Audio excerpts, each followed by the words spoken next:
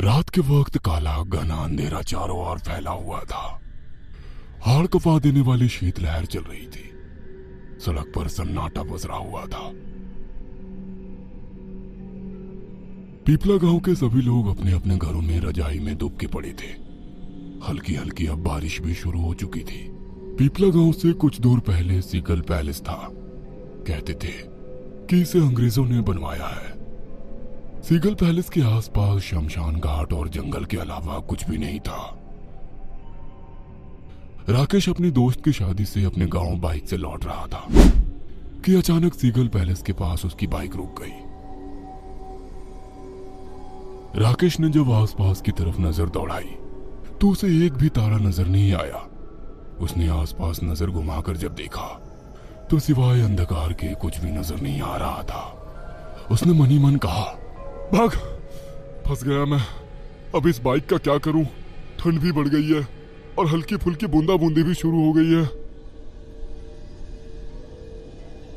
उसने जब घड़ी पर नजर डाली तो घड़ी में रात के 2 बज रहे थे। अचानक राकेश की नजर सीगल पैलेस की खिड़की पर पड़ी। उसे वहां पर रोशनी नजर आई, जैसे कि वहां पर आग जल रही हो। इतनी रात गए, यहाँ पर कौन हो सकता है? यहाँ तो कोई नहीं आता। हो सकता है कोई मेरी तरह रास्ते में फंस गया हो और सर्दी की वजह से उसने कुछ लकड़ियां जला ली हो। हाँ, ये कहता हुआ राकेश अपनी बाइक को वहीं खड़ी करके सीगल पैलेस की तरफ चल दिया। राकेश जैसे ही सीगल पैलेस के अंदर पहुंचा तो उसने देखा कि एक व्यक्ति आंख बंद किया हुआ बहुत धीमी आवाज में कोई मंत्र पढ़ रहा था। उस व्यक्ति ने अपने चारों तरफ से लाल रंग का घेरा बना रखा था।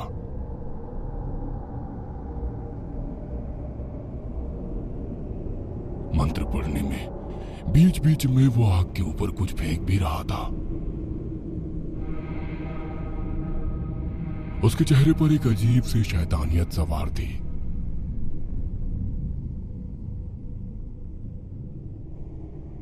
उस व्यक्ति को देखकर उसे अपनी आंखों पर यकीन नहीं हुआ। उससे रहा नहीं गया। उसने चीख कर कहा, हाँ? ये क्या कर रहे हैं आप? आपसे मना किया था ना, उसके बावजूद भी आप अपनी हरकतों से बाज नहीं आए। आप जानते हो आपकी इस हरकत से सर्वनाश हो सकता है। आपने अपने गंदे और घिनौने मकसद के लिए ये जगह चुनी है। किसी को इस पर शक भी नहीं होगा। कौन सोच सकता है कि किसी सीगल पैलेस के अंदर कोई इस घिनौनी काम को कर सकता है? इतना बोलकर राकेश गुस्से में उस घेरे के अंदर घुस गया। तंत्र साधना में लीन उस व्यक्ति ने अचानक आंखें खोल ली। उसकी आंखों में लाल लाल दहकते अंगारे से निकल रहे थे। उसका चेहरा किसी पिशाच से कम नहीं लग रहा था। ये सब देखकर राकेश के रोंगटे खड़े हो गए। उस व्यक्ति ने चिल्लाकर राकेश से कहा, मूर्ख, ये तूने क्या कर दिया? इस गोल घेरे के अंदर आकर तूने मेरी सिद्धि को खराब कर दिया। अब इसका नतीजा क्या निकलेगा मुझे भी नहीं पता। उस व्यक्ति ने इतना कहा ही था कि अचानक जलती हुई लकड़ियां बुझ गई। अंदर जो थोड़ा गर्म माहौल था अचानक वो सर्दी में तब्दील हो गया और एक ठंडी तेज हवा का झोंका राकेश के गाल से टकराया। अंदर इतना घना अंधेरा हो गया कि राकेश और वो व्यक्ति एक दूसरे के शक्ल भी नहीं देख सकते थे कि अचानक उस व्यक्ति की चीख राकेश के कानों से टकराई। राकेश अपनी पूरी ताकत लगा के वहां से भागने लगा। वह सीगल पैलेस के बाहर पहुंचा ही था कि अचानक उस व्यक्ति ने बाहर किसी को खड़ा हुआ पाया। आसमान अब बिल्कुल साफ हो चुका था। तारे निकल रहे थे। चांद अपने पूरे शबाब पर था। राकेश अब चेहरा देख सकता था। राकेश के सामने एक बेहद सुंदर लड़की खड़ी हुई थी। उसके होंठ सुर्ख गुलाबी हो रहे थे। काली साड़ी में वो युवती किसी अप्सरा से कम नहीं लग रही थी। राकेश उसे देखकर सब कुछ भूल गया। उसकी खूबसूरती में सम्मोहित सा होता जा रहा था। वो बस उसे देखे जा रहा था। अचानक उस युवती ने राकेश से कहा, क्या देख रहे हो राकेश? क्या तुमने कभी कोई सुंदर स्त्री नहीं देखी क्या? हाँ? तुम्हें मेरा नाम कैसे पता? मुझे तुम्हारे बारे में सब पता है राकेश। तुम्हारी एक सुंदर सी बीवी है और एक बेटा भी है। लेकिन तुम मेरे बारे में इतना कैसे जानती हो? मैंने तो तुम्हें आज तक कभी इस गांव में नहीं देखा। वो सब बातें छोड़ो राकेश और मेरी आंखों में देखो। क्या तुम्हें मुझे देखकर ऐसा महसूस नहीं हो रहा कि तुम्हें मुझे अपनी बाहों में ले लेना चाहिए? उस स्त्री की आवाज में पता नहीं क्या सम्मान था कि राकेश उसमें समाता जा रहा था। वो सब कुछ भूल चुका था कि कुछ क्षण पहले क्या घटी थी। राकेश अब उस स्त्री को देखकर बेकाबू सा होने लगा। राकेश ने वासना भरी नजरों से देखकर कहा, तुमने अपना नाम तो बताया ही नहीं। क्या नाम है तुम्हारा? मेरा एक नाम नहीं राकेश, कई नाम है। तुम जिस नाम से चाहो उस नाम से मुझे बुला सकते हो। राकेश ने बिना देरी किए उस स्त्री को अपने आलिंगन में भर लिया। आलिंगन में भरते ही राकेश अपनी मस्ती में खो गया। वह ये भी देखना भूल गया कि उस स्त्री का चेहरा अब सुंदर नहीं था, बल्कि उसके खूबसूरत हाथों में नाखून की जगह बड़े बड़े दो पंजे थे और उसके दांत किसी भेड़िए की तरह अचानक से बड़े हो गए। देखते ही देखते उस स्त्री ने अपने दांत राकेश की गर्दन में गड़ा दिए और राकेश की दिल दहला देने वाली चीख पूरे सन्नाटे में गूंज गई। अगले दिन राकेश की लाश नग्न अवस्था में सिगल पैलेस के बाहर सड़क पर पड़ी हुई मिली। चारों तरफ पीपला गांव के लोग मौजूद थे।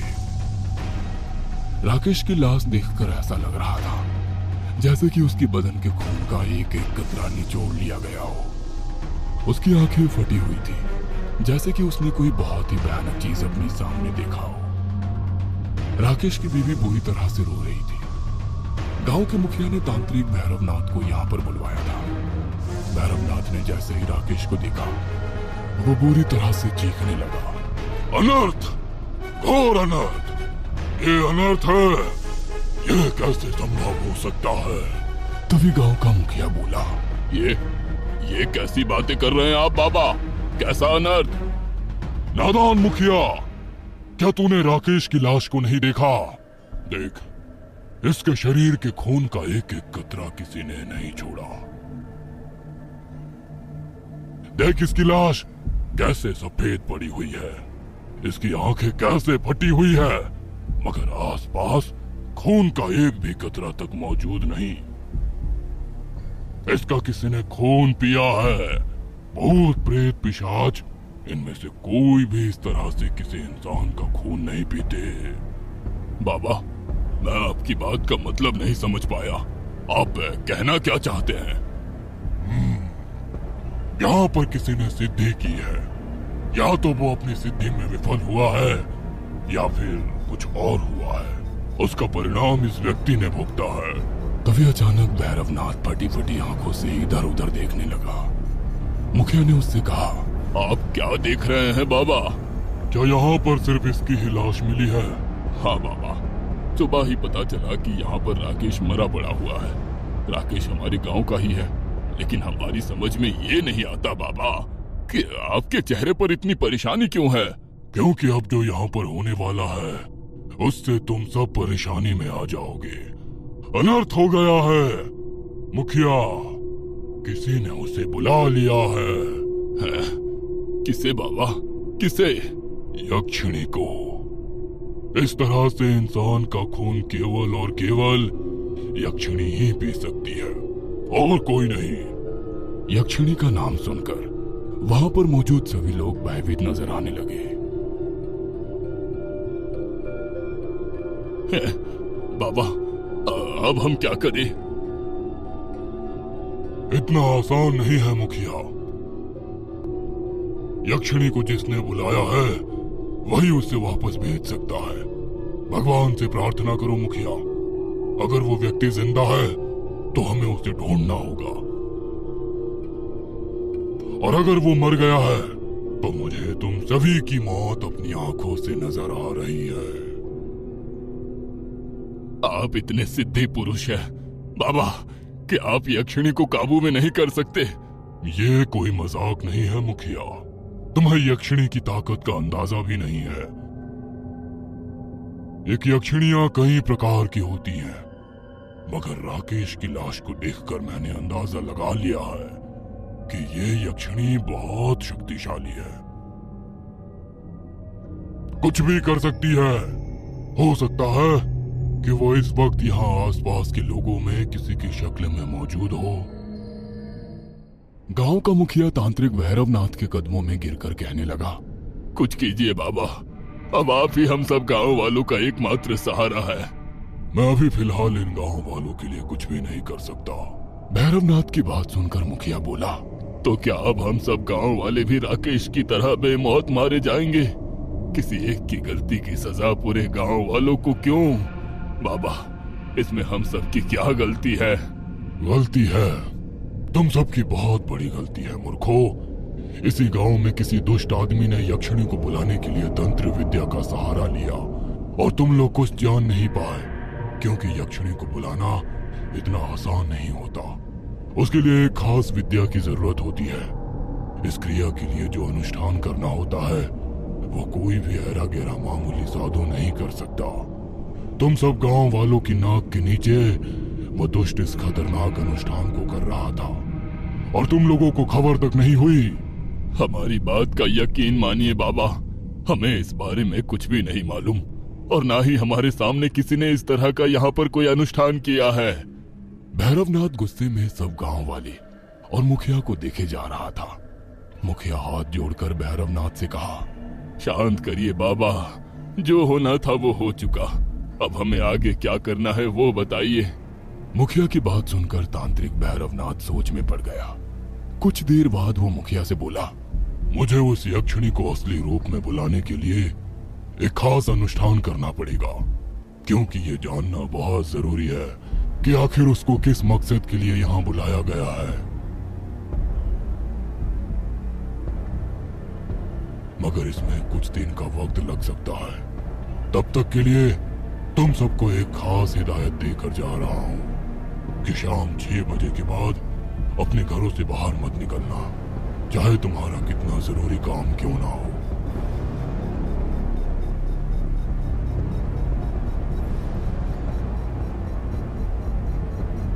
क्योंकि यक्षिणी रात में बहुत ज्यादा ताकतवर हो जाती है और वो अपना शिकार ज्यादातर रात में ही करती है।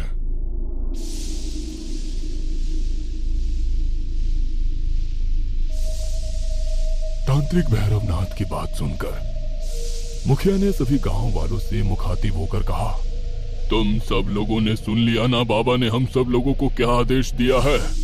शाम 6 बजे के बाद कोई भी अपने घर से बाहर ना निकले, चाहे उससे कितना भी जरूरी काम क्यों ना हो। मुखिया कुछ कहने ही वाला था कि तभी तांत्रिक भैरवनाथ ने चिल्लाकर कहा, जैसा कि मैंने तुम लोगों से कहा है कि वो यक्षिणी हम में से किसी एक का रूप लिए हुए यहाँ पर मौजूद है, इसलिए मेरी इस बात को वो भी सुन रही होगी। शाम 6 बजे के बाद अगर कोई भी तुम्हारे घर का दरवाजा खटखटाकर तुम्हें बाहर की तरफ बुलाता है तो समझ लेना कि वो तुम्हारा कोई जान पहचान वाला नहीं खड़ा, बल्कि बाहर तुम्हारी मौत खड़ी है। जैसे कि मैं कह चुका हूं, एक बार फिर कह रहा हूं, यक्षिणी किसी का भी रूप ले सकती है। इतना कहकर तांत्रिक भैरवनाथ वहां से चला गया। गांव वालों ने राकेश का अंतिम संस्कार कर दिया और वो सब लोग अपने अपने घरों के अंदर डरे सहमे दुबक गए। सबके दिल में एक ही विचार आ रहा था, यक्षिणी रात के वक्त किसका दरवाजा खटखटाएगी। मगर उस रात ऐसा कुछ भी नहीं हुआ।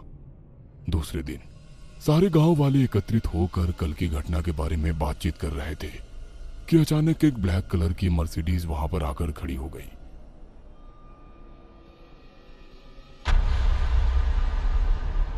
उस कार में से एक हैंडसम नौजवान बाहर निकलकर गांव के एक व्यक्ति की तरफ आ गया। उस गांव के व्यक्ति का नाम नितिन था। उसने नितिन की तरफ देखकर कहा, क्या तुम मुझे बता सकते हो कि इस गांव में सीगल हाउस कहां पर है? सीगल हाउस का नाम सुनकर कड़ाके की ठंड में नितिन के माथे पर पसीना आ गया और वो उस नौजवान को गौर से देखने लगा। खुद को इस तरह देखने पर उस नौजवान ने दोबारा उससे कहा, क्या तुम्हें सुनाई नहीं देता? मैं तुमसे पूछ रहा हूँ कि यहाँ पर सीगल हाउस कहाँ पर है? नितिन ने हाथ इशारा करके उससे कहा, यहाँ से कुछ दूरी पर ही आपको मिल जाएगा। वैसे आप हैं कौन? आप सीगल हाउस का पता क्यों पूछ रहे हैं? मेरा नाम राहुल है, मैं एक बिजनेसमैन हूँ। हमें जैसे ही पता चला कि मनाली के एक गांव मतलब पीपला गांव के करीब खूबसूरत जंगलों में बसा हुआ अंग्रेजों के जमाने का बनाया हुआ एक पैलेस है जिसे सीगल हाउस कहते हैं, हमने तुरंत उसे खरीद लिया। हम वहां पर होटल बनाना चाहते हैं।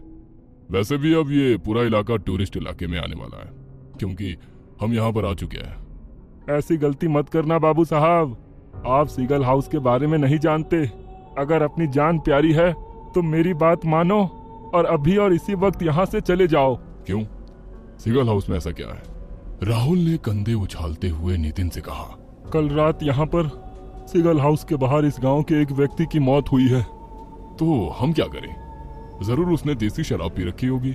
नहीं नहीं बाबूजी, इस गांव में यक्षिणी आजाद होकर घूम रही है, उसी ने मारा था उसे। तुम्हारा मतलब तुम्हारे गांव की कोई लड़की ने जिसका नाम यक्षिणी है उसने मारा है? डोंट वरी, हम पुलिस को इन्फॉर्म कर देंगे। नहीं नहीं साहब, यक्षिणी कोई इंसान नहीं होती बल्कि इंसानों का रूप धारण कर सकती है। वो बला की खूबसूरत होती है मगर वो इंसानों का खून पी जाती है। मुझे पूरा विश्वास है वो जरूर इस सीगल पैलेस में मौजूद है। नितिन इससे आगे कुछ कहता कि तभी कार में से एक लड़की जो इस वक्त ब्लैक जीन्स, ब्लू शर्ट और ब्लैक जैकेट पहनी हुई थी वो बाहर निकल कर आई और उसने राहुल की तरफ देखकर कहा, तुम भी कहाँ इन जाहिलों के मुंह लगते हो? तुम्हें पता नहीं कि ये गांव वाले थर्ड क्वालिटी के लोग होते हैं। ये खुद तो जिंदगी में कुछ कर नहीं सकते, लेकिन जो करना चाहते हैं उसे भी ये नहीं करने देते हैं। जब दुनिया 40 साल पहले चांद पर पहुंच चुकी है और मंगल ग्रह पर कॉलोनी बनाने की सोच रही है, ये अभी भी भूत प्रेत और पिशाच में ही अटके हुए हैं। गंवार कहीं के ये नहीं सोचते कि कल जब यहाँ एक 5 स्टार होटल बन जाएगा तो इन गंवारों को भी काम मिल जाएगा। बेवकूफ कहीं के। उस लड़की की बात सुनकर राहुल ने मुस्कुराते हुए मजाक उड़ाने वाले लहजे में नितिन की तरफ देखकर कहा, तुम सही कहती हो टीना, मैं भूल गया था कि मैं गंवारों के पास खड़ा हूँ। वैसे तुम्हारा जो भी नाम हो पता बताने के लिए शुक्रिया। इतना कहकर राहुल और टीना कार के अंदर बैठ गए। कार के अंदर राहुल और टीना के साथ 2 दोस्त और भी मौजूद थे जो शायद उन्हीं का इंतजार कर रहे थे, अजय, निधि और गोल्डी। उन सब में गोल्डी सबसे ज्यादा मजाकिया था। राहुल ने अपनी ड्राइविंग सीट संभाल ली। गोल्डी ने राहुल से कहा, क्या हुआ यार, तू तो वहाँ पता पूछने गया था, मगर मुझे ऐसा लगा जैसे कि तेरी किसी मामले में वहाँ पर बहस चल रही हो। हाँ यार, जब मैंने उससे सीगल हाउस के बारे में पूछा तो वो ऐसे डर गया जैसे कि मैंने किसी भूत प्रेत का पता उससे पूछ लिया हो। और पता नहीं वो क्या बकवास कर रहा था कि इस वक्त गांव में यक्षिणी वगैरह का साया है और चले जाओ नहीं तो मारे जाओगे। राहुल की बात सुनकर अजय, जो कि निधि से बातें करने में मग्न था, राहुल की बात सुनकर वो बोला, तो तुझे यक्षिणी के बारे में कुछ इन्फॉर्मेशन मिली? उसे भी अपने 5 स्टार होटल में कोई जॉब दे देंगे यार। यार पता नहीं क्या क्या बकवास करके मेरा सारा मूड खराब कर दिया। हाँ, एक तरफ ये भी बोल रहा था कि यक्षिणी लोगों का खून पी जाती है, दूसरी तरफ ये भी बोल रहा था कि वो बहुत खूबसूरत होती है। बेवकूफी की हद देखो, वो किसी की क्या रूप ले सकती है। पता नहीं साले ने रात में कौन सी फिल्म देखी थी। राहुल की बात सुनकर उसके तीनों दोस्त बुरी तरीके से मजाक उड़ाने वाले अंदाज में हंसने लगे। गोल्डी ने राहुल की तरफ देखकर कहा, वो गांव वाला बेचारा बेवकूफ था यार, राहुल समझ ही नहीं पाया। क्या नहीं समझ पाया? यही कि यक्षिणी के बारे में उसने हमें बताकर कितनी बड़ी गलती की है। मैं तेरी बात का मतलब नहीं समझा। अरे यार, सिंपल सा मतलब है, उसने तुझसे ये तो कहा ना कि यक्षिणी बहुत खूबसूरत होती है। हाँ कहा। तो फिर मेरी तो बल्ले बल्ले, तेरी गर्लफ्रेंड तेरे साथ हमेशा रहती है, अजय की गर्लफ्रेंड निधि भी हमेशा उसके साथ रहती है, और तुम चारों में सिर्फ मैं ही हूँ जिसकी अभी तक कोई गर्लफ्रेंड नहीं है। तो कहने का मतलब ये है कि यक्षिणी भी चल जाएगी। राहुल ने गाड़ी को सीगल पैलेस की तरफ मोड़ लिया। कुछ ही देर के बाद वो पांचों सीगल पैलेस के सामने खड़े हुए थे। वो उसी स्थान पर खड़े हुए थे जहां पर कल रात राकेश की मौत हुई थी। इतने आलीशान पैलेस को देखकर टीना ने आश्चर्यचकित होकर कहा, वाह राहुल, कितनी खूबसूरत कोठी है। मुझे अभी भी अपनी आंखों पर विश्वास नहीं हो रहा। तुम्हारे दिमाग का जवाब नहीं राहुल। यहाँ पर बहुत ही शानदार 5 स्टार होटल बनेगा। देखो ना, इस पैलेस के चारों तरफ खूबसूरत पहाड़ ही पहाड़ हैं। जंगल की हरियाली के बीचों बीच बना हुआ ये पैलेस किसी ताजमहल से कम नहीं लग रहा। जानती हो टीना, जब मैंने इस जगह के फोटोग्राफ्स इंटरनेट पर देखे थे तो मैं तभी समझ गया था कि हमें यहाँ पर 5 स्टार होटल बनाने में घाटा नहीं होगा। यह जगह भी खूबसूरत है और यहाँ का वातावरण भी अच्छा है। देखना टीना, वो दिन दूर नहीं जब सारे टूरिस्ट खुद ब खुद खींचे हुए हमारे इस 5 स्टार होटल में रुकने के लिए आएंगे और इस जगह का मजा उठाएंगे। राहुल की बात सुनकर उसका अजय दोस्त बोला, लेकिन एक बात मुझे समझ में नहीं आती कि अंग्रेजों को यहाँ पर इतना खूबसूरत पैलेस बनाने की क्या सूझी थी। राहुल अजय की बात सुनकर हंसने लगा।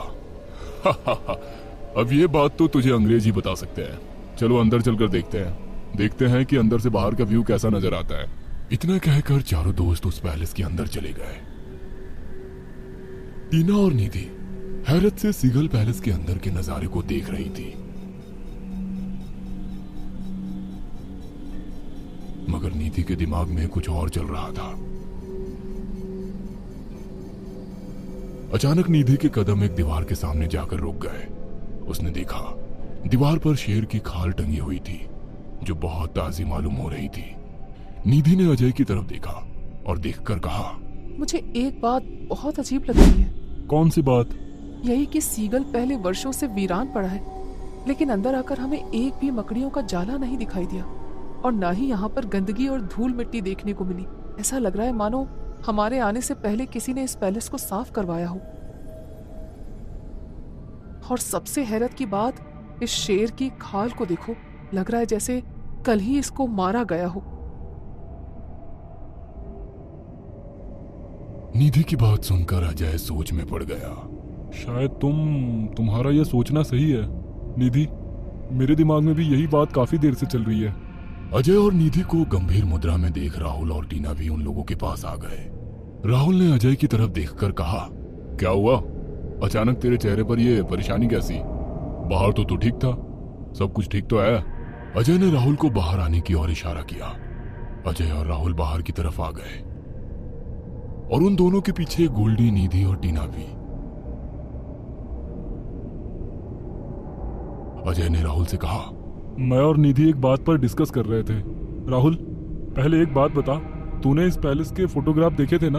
हाँ देखे थे। तो क्या उन फोटोग्राफ्स में भी ये पैलेस अंदर से साफ सुथरा ही नजर आ रहा था?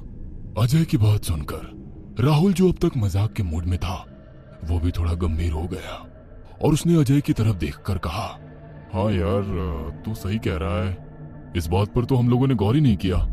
ये पैलेस तो वर्षों से वीरान पड़ा है और इसके मालिक ने मुझे ये बताया था कि यहाँ पर सालों से कोई नहीं रहता और ये बहुत समय तक शराबियों और जुआरियों का अड्डा बना रहा है। तो फिर हमारे यहाँ आने से पहले इसकी सफाई किसने करवाई? अजय की बात पर टीना ने कहा, मुझे लगता है तुम सब लोगों का दिमाग खराब हो गया है। अरे यार, लॉजिकल बात है कि राहुल ने ये पैलेस कुछ दिनों पहले ही खरीदा है। 50% रकम राहुल इस पैलेस के मालिक को दे चुका है। 50% रकम देने की बात राहुल ने इस पैलेस को देखने के बाद की कही थी। हो सकता है कि उसने हमारे यहाँ पर आने से पहले इस पैलेस की साफ सफाई करवा रखी हो। टीना की बात सुनकर चारों लोग खुश हो गए। सबके चेहरों से टेंशन एकदम गायब हो गई। अजय और राहुल दोनों एक दूसरे को देखकर मुस्कुराने लगे। अजय ने निधि की तरफ देखकर कहा, इतनी सी बात हमारे समझ में नहीं आई। टीना, तुम वाकई समझदार हो। राहुल की गर्लफ्रेंड जो ठहरी। अजय की बात सुनकर निधि ने चिढ़कर अजय से कहा, तो तुम कहना चाहते हो कि मैं समझदार नहीं हूँ? मुझे जो लगा मैंने बता दिया। अरे तो इसमें इतना नाराज होने की क्या बात है? अजय की बात सुनकर राहुल बोल पड़ा, तुझसे कितने बार कहा है कि अपनी गर्लफ्रेंड के सामने दूसरे की गर्लफ्रेंड की तारीफ मत किया कर। लड़कियां इस मामले में बहुत ही ज्यादा गंभीर होती हैं। गोल्डी, जो कि बहुत देर से उन सबकी बातें सुन रहा था, वो बोला, अब तुम लोग यहाँ पर इन बातों पर चर्चा ही करते रहोगे या ये बात भी सोचोगे कि खाने का इंतजाम कैसे किया जाए? हमें यहाँ पर कुछ दिन बिताने हैं यार। मुझे तो बहुत जोरों से भूख लगी है और चाय की भी बहुत तलब महसूस हो रही है। गोल्डी की बात सुनकर सभी उसकी बात से सहमत हो गए। राहुल ने कहा, हाँ बात तो तेरी सही है यार, इस बात को तो हमने सोचा ही नहीं। इससे अच्छा तो यार हम शहर से कोई काम वाली बाई ही पकड़ ले आते, कम से कम हमें खाना तो खिला सकती थी। ये कहा ही था कि अचानक मौसम बदलने लगा। चारों तरफ काली घटा छा गई और सब तरफ अंधेरा छाने लगा और कोहरा बुरी तरह से बढ़ गया। निधि और टीना अचानक मौसम बदलता देख बुरी तरीके से घबरा गई। राहुल ने सबसे कहा, घबराओ मत, पहाड़ी इलाकों में ऐसे ही अचानक मौसम बदलता है, चलो अंदर चलते हैं। वो सब लोग पैलेस के अंदर चले गए। गोल्डी ने कहा। यार मौसम तो अचानक बदल गया, अब लंच और डिनर का इंतजाम कैसे होगा?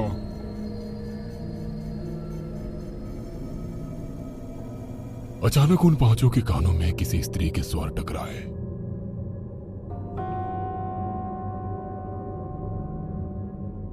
आपकी इस समस्या का हल मेरे पास है बाबूजी। मुझे खाना बनाना बहुत अच्छा आता है और मैं आप सबके लिए बाजार से अच्छी और ताजी ताजी सब्जी भी खरीद कर ला सकती हूँ। आवाज सुनकर पांचों ने सामने की ओर देखा तो उनके सामने एक बेहद खूबसूरत काले लिबास में एक युवती खड़ी थी जो उन पांचों को देखकर मुस्कुरा रही थी। उस युवती के लंबे लंबे बाल थे और बड़ी बड़ी भूरी आंखें थी और उसका पूरा बदन गोरा चिट्टा था। देखने में वो किसी अप्सरा से कम नहीं मालूम पड़ रही थी। पांचों लोग एक दूसरे को सवालिया नजरों से देखने लगे। राहुल ने उस युवती से कहा, कौन हो तुम और तुम अंदर कैसे आई? राहुल की बात का उस युवती ने मुस्कुराकर जवाब दिया, आप भी कैसी बातें करते हो बाबूजी, ये पैलेस सालों से वीरान पड़ा है।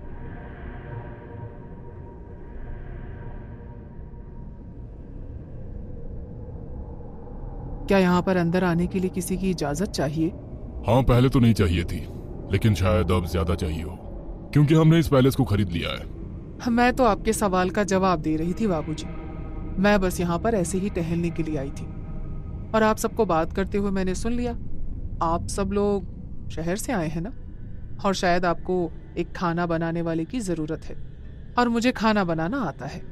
उस युवती की बात सुनकर अजय ने उसकी तरफ देखकर कहा, पर तुम्हारे आने के कदमों की आहट हमें क्यों नहीं सुनाई दी? अभी हम बाहर थे, तब तुम कहाँ थी? आप देख नहीं पाए होंगे मौसम की खराबी की वजह से। उस युवती की बात सुनकर अजय सोच में पड़ गया और कुछ देर सोचने के बाद वो बोला, लेकिन तुम हम सबके लिए खाना क्यों बनाओगी? ये गांव है बाबूजी, हम गरीब लोग हैं, इसी बहाने मुझे कुछ पैसे भी मिल जाएंगे। उस युवती को गोल्डी लगातार देखे जा रहा था। उसकी नजर उस युवती पर से हट नहीं रही थी और उसकी इस हरकत को उसके दोस्त अच्छी तरह से महसूस कर रहे थे। राहुल ने उस युवती से कहा, तुम्हारा नाम क्या है? मेरा नाम मोहिनी है बाबूजी और मैं यहीं पीपला गांव की ही रहने वाली हूँ। लेकिन हम तुम्हारी बात क्यों माने? खाना तो हम यहाँ किसी भी गांव वाले से बनवा सकते हैं। आप लोग के लिए कोई खाना नहीं बनाएगा बाबूजी। आप लोगों ने यहाँ आते में तो देख ही लिया होगा, गांव वाले तो आपसे ये कह ही रहे थे कि यहाँ से चले जाओ वरना यक्षिणी आपको मार डालेगी। उस युवती की बात सुनकर पांचों दोस्त एक दूसरे को देखने लगे। राहुल ने कहा, हाँ, मुझे याद आया, गांव के एक व्यक्ति ने मुझसे ये वाली बात कही थी, लेकिन तुम उस वक्त कहाँ थी? मैं वहीं आसपास ही मौजूद थी, थोड़ी सी भीड़ थी ना, आप देख नहीं पाए होंगे। वैसे एक बात बोलूं बाबूजी? हाँ बोलो।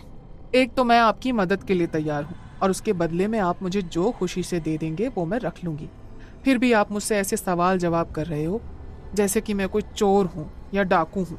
राहुल के बोलने से पहले अचानक गोल्डी बोला, अरे यार रख लेते हैं, कुछ दिनों की बात है।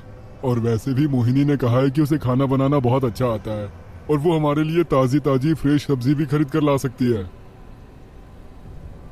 गोल्डी मोहिनी को देखकर सम्मोहित सा होता चला जा रहा था। उसने कहा, वैसे आप खाना बनाने के अलावा और क्या क्या कर लेती हैं? सब कुछ कर लेती हूँ बाबूजी। मैं खाना बना लेती हूँ, अच्छी सी चाय बना लेती हूँ और मैं बहुत अच्छी अच्छी कहानियां भी सुनाती हूँ। चारों दोस्तों ने मोहिनी को खाना बनाने के लिए सहमति दे दी थी। मोहिनी की आंखों में एक अजीब सी चमक आ गई थी। उसकी आंखों में शायद किसी जीत का जश्न था। रात का वक्त हो चुका था। मोहिनी ने सभी दोस्तों के लिए बहुत अच्छा खाना बनाया था।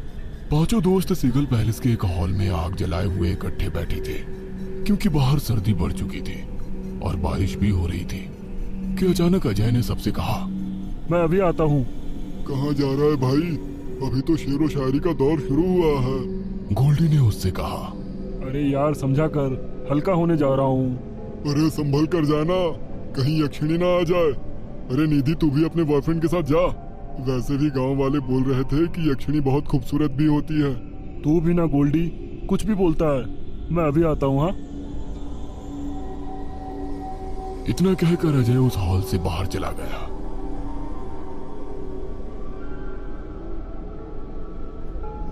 अजय ने अपने कदम बाथरूम की तरफ बढ़ा दिए थे मगर उसे चलते हुए करीब 5 मिनट से ज्यादा समय हो चुका था और उसे बाथरूम कहीं भी दिखाई नहीं दे रहा था। उसने खुद से ही कहा, अरे कमाल है, अभी थोड़ी देर पहले तो बाथरूम यही था, कहाँ गायब हो गया? अचानक अजय को वो कमरा नजर आया जिस कमरे में बाथरूम मौजूद था। अजय ने उस कमरे के दरवाजे जैसे ही खोले, उसने देखा सामने खड़ी टीना उसे देखकर मुस्कुरा रही थी। टीना को देखकर अजय हैरत में पड़ गया। उसने टीना से कहा, तुम यहाँ क्या कर रही हो टीना? टीना मुस्कुराती हुई अजय के करीब आई और उसे अजीब निगाहों से देखने लगी। तुम मुझे ऐसे क्यों देख रही हो टीना? और तुम यहाँ क्या कर रही हो?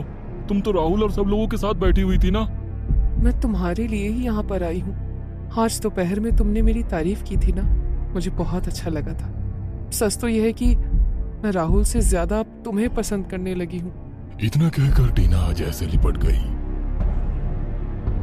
अजय के अंदर एक वासना का एक तूफान सा आ गया और वो सब कुछ भूल सा गया। मगर अचानक उसने टीना पर एक जोरदार धक्का दे दिया। ये क्या कर रही हो तुम टीना? तुम राहुल की गर्लफ्रेंड हो। वो मेरा बहुत अच्छा दोस्त है। अगर उसे इस बारे में पता लगा तो वो मेरे बारे में क्या सोचेगा? ये गलत है टीना। कुछ भी गलत नहीं है अजय, मैं बस थोड़ी देर के लिए तुम्हारा साथ चाहती हूँ।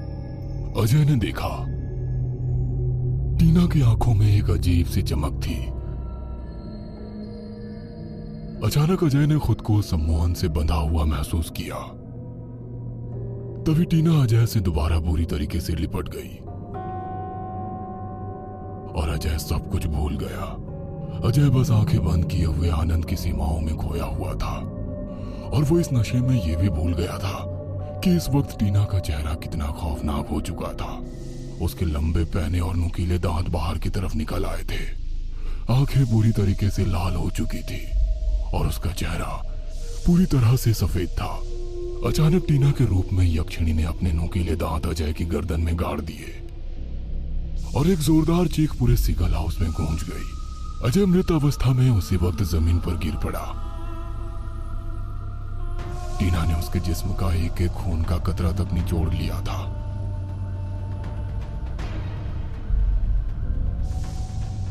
और वो अपने होठ साफ करती हुई अचानक वहां से गायब हो गई। अजय की चीख उसके दोस्तों तक पहुंची। अजय की चीख सुनकर चारों लोग एक दूसरे को देखने लगे। राहुल ने गोल्डी से कहा, ये तो अजय की आवाज थी। गोल्डी, हमें जाकर देखना चाहिए। तू एक काम कर, तू यहीं रुक, मैं देख कर आता हूँ। निधि और टीना के पास तेरा होना भी बहुत जरूरी है। इतना कहकर गोल्डी उस हॉल से बाहर निकल गया और वो उस दिशा की ओर दौड़ने लगा जहां से अजय की चीखने की आवाज आई थी।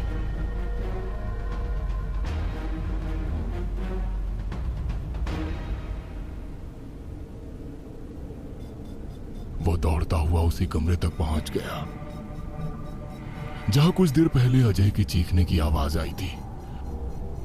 गोल्डी ने जैसे ही उस कमरे को खोला, वहां सन्नाटे के अलावा कुछ नहीं था। गोल्डी हक्का बक्का इधर उधर देखने लगा कि तभी उसकी निगाह छत पर गई।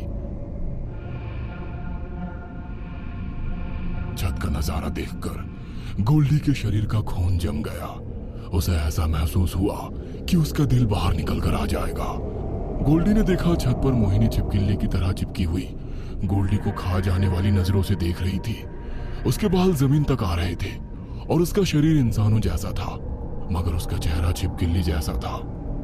गोल्डी ने पूरी ताकत से चीखना चाहा कि अचानक मोहिनी ने बड़ी फुर्ती से आकर गोल्डी का मुंह दबा लिया और उसने अपना मुंह जैसे ही खोला, बड़े बड़े दांत फिर से निकल आए और उसने गोल्डी की गर्दन पर गाड़ दिए।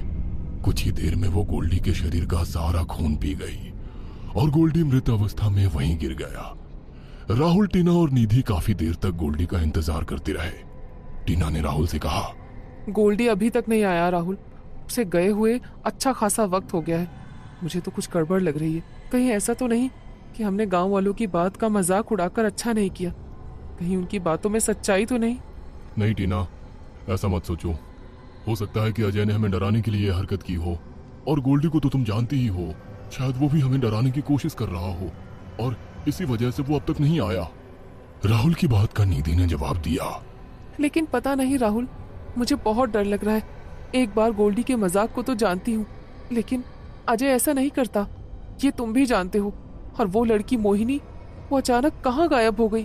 अरे यार, वो गांव की लड़की है, अपने घर पर चली गई होगी।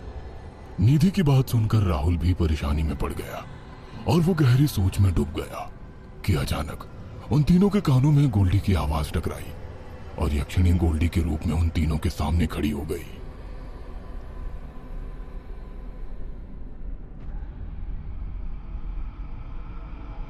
लगता है तुम तीनों डर गए। हम तुम्हें डराने के लिए ही ये सब कुछ कर रहे थे। गोल्डी को देखकर राहुल की जान में जान आई, मगर टीना गोल्डी को अजीब सी नजरों से देख रही थी। उसे गोल्डी का बिहेवियर कुछ अजीब लग रहा था। यक्षिणी ने गोल्डी के रूप में बड़ी चालाकी से राहुल से कहा, इन दोनों के चेहरे तो देख राहुल, कैसे डरे हुए हैं। वो सब तो ठीक है, लेकिन अजय कहाँ है? अरे वो बेवकूफ तो अभी तक तुझे डराने के लिए दूसरे कमरे में छुपा हुआ है।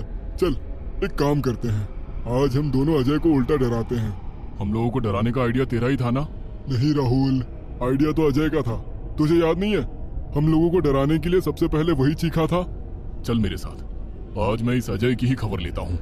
इतना कहकर राहुल गोल्डी के साथ चलने लगा। राहुल इस बात से बेखबर था कि वो जिसके साथ चल रहा था वो उसका दोस्त गोल्डी नहीं बल्कि एक यक्षिणी थी। थोड़ी देर बाद राहुल उसी कमरे में आ गया जहां पर कुछ देर पहले गोल्डी और अजय मरे थे। राहुल ने गोल्डी की ओर देखते हुए कहा, यहां तो मुझे कहीं अजय नजर नहीं आ रहा। जैसे ही राहुल की निगाह गोल्डी पर पड़ी, राहुल हक्का बक्का रह गया। उसके पैर जम गए और उसके चेहरे पर खौफ के साए लहराने लगे। राहुल ने देखा उसके सामने गोल्डी की जगह मोहिनी खड़ी हुई है, जो उसे देखकर मुस्कुरा रही थी। मगर इस वक्त मोहिनी की आंखें बिल्कुल लाल थी और उसके बाल जमीन तक आ रहे थे। उसकी जुबान और उसका चेहरा बुरी तरह से भयानक काला था। राहुल ने डरते हुए उसकी तरफ देखकर कहा, तुम तो मोहिनी हो जिसने हमारे लिए कुछ देर पहले खाना बनाया था। मोहिनी नहीं बेवकूफ, यक्षिणी। तुम इंसान कितने बेवकूफ होते हो, कितनी आसानी से मेरे झांसे में आ गए। मेरे दोस्तों का क्या हुआ? राहुल ने जैसे ही कहा, यक्षिणी बहुत जोर जोर से हंसने लगी और अचानक वो दीवार के ऊपर फिर से चिपक गई और उसका चेहरा फिर से छिपकली जैसा हो गया। राहुल का यह मंजर देखकर चेहरा सफेद पड़ गया। मैंने उन दोनों को मार दिया है। बेवकूफ इंसान, अब तू भी मरने के लिए तैयार हो जा। तेरे दोस्तों के बाद अब तेरी बारी है। मुझे छोड़ दो, मुझे माफ कर दो, हमें यहाँ से जाने दो प्लीज। वो तो किसी भी हाल में मुमकिन नहीं है। यक्षिणी की आंखों के सामने कोई इंसान मौजूद हो, यक्षिणी उसका खून पिए बगैर नहीं रहती। तुझे याद नहीं, गांव वाले ने तुझे एक चेतावनी दी थी और उसने तुझसे ये भी कहा था कि यक्षिणी हर रूप बदल सकती है। देख, तूने खुद अपनी आंखों से देख लिया। अब अगर मैं तुझे यहाँ से जाने दूंगी तो तू ये सारी बातें सारे गांव वालों को बताएगा और वो चौकन्ने हो जाएंगे। इसीलिए तेरा मरना बहुत जरूरी है। बेवकूफ इंसान, जब तुम सब यहाँ आए थे तो तुमने इतना भी नहीं सोचा कि इस पूरे पैलेस की साफ सुथराई किसने करवाई है। तुम सभी भाग सकते थे, इस पूरे पैलेस की साफ सुथराई मैंने ही की थी, तुम्हारी यहाँ पर चिताएं जलाने के लिए। इतना कहकर यक्षिणी राहुल के ऊपर कूद पड़ी और राहुल की एक जोरदार चीख रात के सन्नाटे में गूंज गई। कुछ ही देर में यक्षिणी ने राहुल के शरीर के खून का एक एक कतरा पी लिया और यक्षिणी जोर जोर से हंसने लगी। राहुल के चीखने की आवाज टीना और निधि तक भी टकराई। निधि ने टीना से कहा, ये सब क्या हो रहा है टीना? ये तो राहुल के चीखने की आवाज थी और साथ ही किसी लड़की के हंसने की आवाज कैसी? और वो लड़की मोहिनी भी अचानक कहाँ गई? कहीं ऐसा तो नहीं कि गांव वाले सही कह रहे थे? तुम सही कह रहे हो निधि, शायद गांव वालों की बातों में सच्चाई है। हम बहुत बड़ी मुसीबत में हैं। तुमने देखा ना टीना, जब गोल्डी दोबारा यहाँ पर आया था तो उसका भी बिहेवियर अजीब सा था। वो किसी भी एंगल से गोल्डी नहीं लग रहा था। लेकिन अब हम क्या करें टीना? तभी उन दोनों के कानों में किसी औरत की आवाज टकराई। उस आवाज में एक भारीपन था। निधि और टीना घबरा कर खड़ी हो गई। उनके पास रखी हुई लकड़ियां बुझ गई। निधि ने चिल्लाते हुए टीना से कहा, ये क्या हो रहा है टीना? अब हम दोनों क्या करें? ये लकड़ियां कैसे अचानक बुझ गई? कुछ तो गलत हो रहा है टीना, ये सब सामान्य नहीं है। निधि, मुझे लगता है कि इस वक्त हम दोनों को अपनी जान बचाना चाहिए। हमें यहाँ से भागना चाहिए। लेकिन राहुल और गोल्डी, फिलहाल यहाँ से अपनी जान बचाकर भागो। निधि और टीना बुरी तरीके से भाग रही थी। भागते भागते टीना को गांव नजर आने लगा।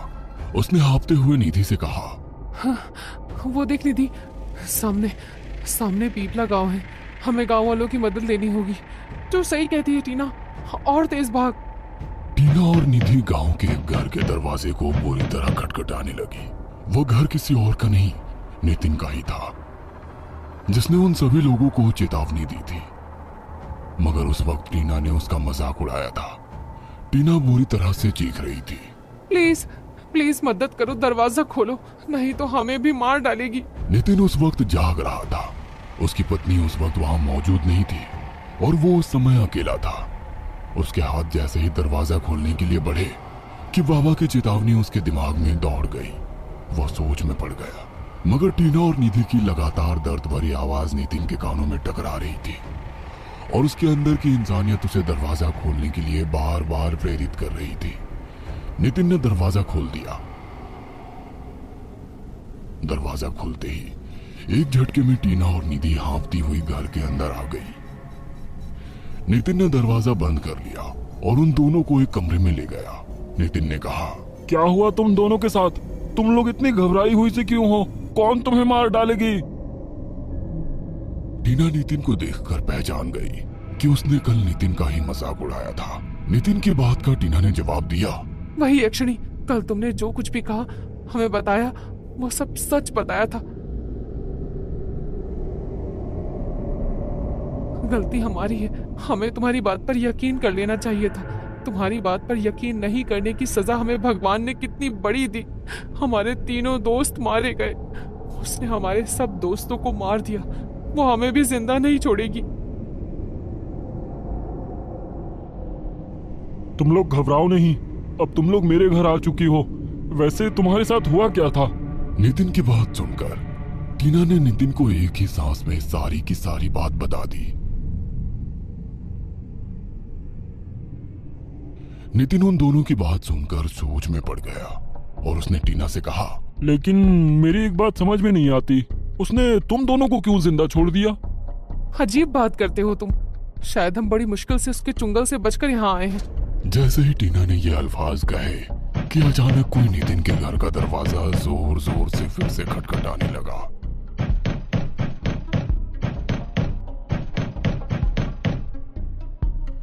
नितिन ने उनकी ओर देखते हुए कहा, हैं? अब कौन है? नितिन ने ये कहा ही था कि अचानक टीना और निधि के कानों में राहुल की आवाज टकराई। टीना, दरवाजा खोलो यार, हम सब तुम्हें डरा रहे थे। बाहर आ जाओ, हम बाहर तुम्हारा इंतजार कर रहे हैं। राहुल की आवाज सुनकर टीना चौंक कर निधि की तरफ देखने लगी कि अचानक अजय की आवाज भी निधि के कानों में टकराई। निधि, प्लीज बाहर आ जाओ, प्लीज यार, ये सिर्फ एक मजाक था। हमें पता है कि तुम इस घर में हो, हम तो तुम्हारे ही पीछे थे, बस तुम देख नहीं पाई। टीना और निधि दोनों एक दूसरे के चेहरे को देखने लगी। वो दोनों जिस कमरे में थी वहां पर एक बड़ी सी खिड़की भी लगी थी। टीना और निधि धीरे धीरे कदमों से बढ़कर उस खिड़की के पास गई। उन्होंने देखा कि राहुल और अजय बाहर ही खड़े थे और उनके साथ गोल्डी भी था। टीना ने निधि से कहा, कहीं वाकई में ये लोग हमसे मजाक तो नहीं कर रहे थे? मुझे भी कुछ ऐसा ही लगता है। तभी गोल्डी की आवाज उन दोनों के कानों में टकराई। अब देर मत करो टीना और निधि, बाहर आ जाओ। हम वादा करते हैं कि हम आज के बाद तुम्हें परेशान नहीं करेंगे, प्लीज। गोल्डी की आवाज सुनकर उन दोनों के चेहरे खेल उठे और टीना ने निधि से कहा, ये वाकई हम लोगों को डरा ही रहे थे। और हम थे कि डर गए थे। टीना और निधि ने अपने कदम दरवाजे खोलने के लिए बढ़ाए ही थे कि तभी नितिन की चेतावनी उनके कानों में टकराई। दरवाजा खोलने की सोचना भी मत तुम दोनों ने खुद कहा ना कि तुम्हारे दोस्त मर चुके हैं। नितिन की बात का टीना ने जवाब दिया। हाँ, लेकिन हो सकता है कि वो हमसे मजाक कर रहे हो और हमें कोई गलत फहमी हुई हो। बाहर खुद मैंने अभी उन तीनों को देखा है, वो लोग खड़े हुए हैं। नितिन इससे पहले कुछ कहता कि टीना और निधि दरवाजा खोलकर बाहर आ गई, मगर जैसे ही वो दरवाजा खोलकर बाहर आई, वहां सिर्फ सन्नाटा पसरा था। वहां कोई मौजूद नहीं था सिवाय एक खूबसूरत स्त्री के, जो इस वक्त बहुत सुंदर नजर आ रही थी। मगर देखते ही देखते उसने विकराल रूप ले लिया। अचानक उस स्त्री के बाल जमीन तक आने लगे और उसकी आंखों का रंग लाल हो गया और उसका चेहरा पूरी तरह से काला पड़ गया और उसकी जीभ बहुत लंबी हो गई। टीना और निधि इससे पहले कुछ समझ पाते कि अचानक उस स्त्री ने अपनी जीभ के जरिए टीना को पूरी तरह से जकड़ लिया। टीना चीखने की कोशिश कर रही थी मगर उसकी आवाज नहीं निकल रही थी। उसका दम पूरी तरह से घूटने लगा। देखते ही देखते टीना का शरीर ऐसे हो गया जैसे कि उसके शरीर में खून ही ना हो और उसका शरीर बेजान होकर धरती पर गिर पड़ा। नितिन और निधि फटी आंखों से इस नजारे को देख रहे थे कि अचानक यक्षिणी ने टीना की ओर देखा। उसने अपनी जीभ टीना की ओर बढ़ाई ही थी कि अचानक उसके कानों में किसी का स्वर टकराया। रुक जा यक्षिणी, तेरा खेल खत्म हो गया। उस लड़की को मारने की सोचना भी नहीं। उस व्यक्ति की आवाज सुनकर यक्षिणी ने गुस्से से पीछे की ओर देखा तो उसके सामने बाबा भैरवनाथ हाथ में त्रिशूल लिए खड़ा उसे क्रोधित आंखों से देख रहा था। छोड़ दे इस लड़की को, छोड़ दे। यहाँ से चला जा, वरना तू भी बेमौत कुत्ते की तरह मारा जाएगा। तू मेरा कुछ नहीं बिगाड़ सकती। नितिन बाबा को देखकर समझ गया कि लगता है सुबह होने वाली है। सभी गांव वाले बाहर निकल आए थे। उनके सामने एक लड़की की लाश जमीन पर पड़ी हुई थी और यक्षिणी का भयानक रूप सामने था। तू मेरा कुछ नहीं बिगाड़ सकता तांत्रिक, क्योंकि तू नहीं जानता कि मुझे यहाँ पर किसने बुलाया है, और जिसने मुझे यहाँ बुलाया है सिर्फ वही मुझे वापस भेज सकता है।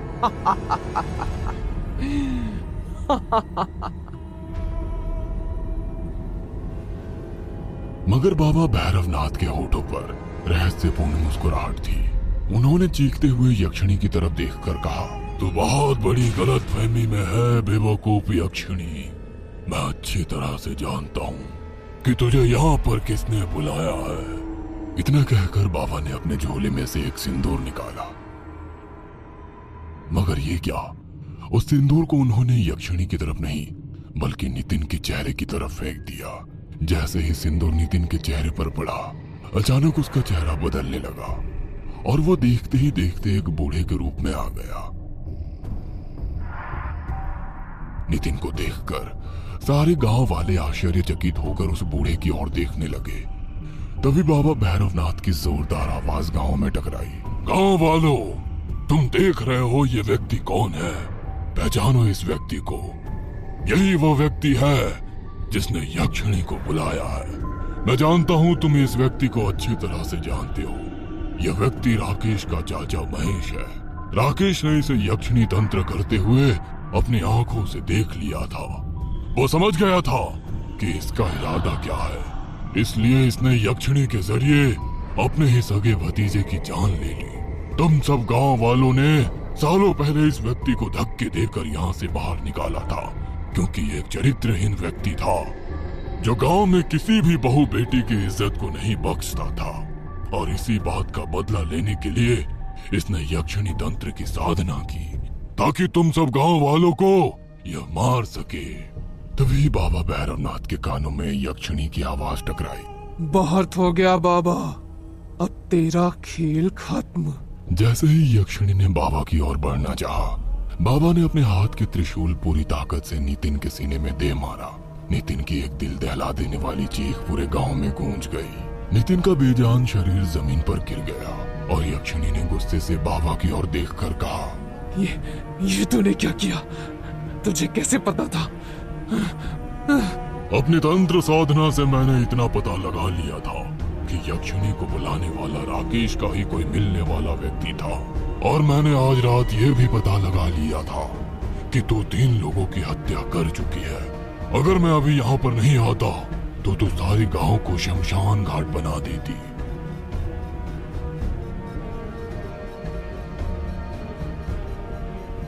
जब मैं यहाँ पर आया तो मैंने देखा कि नितिन बाहर खड़ा हुआ था।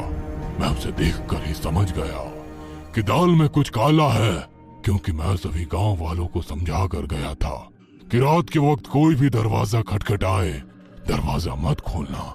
मगर जब मैंने नितिन को बाहर की ओर देखा तो मैंने अपनी दिव्य दृष्टि से यह देख लिया कि यह नितिन नहीं बल्कि कोई और है, राकेश के चाचा महेश। राकेश ने अपने चाचा महेश को तंत्र साधना करते हुए देख लिया था, इसीलिए उसने सबसे पहले यक्षिणी के जरिए राकेश को मरवाया। और नितिन अपने परिवार के साथ गांव से बाहर गया हुआ था। इस बात का फायदा उठाकर इसने अपना रूप तुझसे नितिन के रूप में बदलवा लिया, ताकि ये गांव वालों के साथ रहकर उन्हें धोखा देने में आसानी से कामयाब हो जाए। इसकी आत्मा तुझसे जुड़ी हुई थी, इसीलिए सबसे पहले इसका मरना बहुत जरूरी था। और ये किसी आम हथियार से नहीं मरता, इसीलिए मैं इसे मारने के लिए भगवान शंकर के त्रिशूल को साथ मिलाया था। अब तेरी ताकत इसके साथ ही चली गई है। अब तेरा भी खेल खत्म यक्षिणी। इतना कहकर वही सिंदूर बाबा ने यक्षिणी के ऊपर फेंक दिया। सिंदूर अपने ऊपर आते ही यक्षिणी बहुत बुरी तरह से चिल्लाने लगी। उसकी चीख पूरे गांव में गूंज रही थी।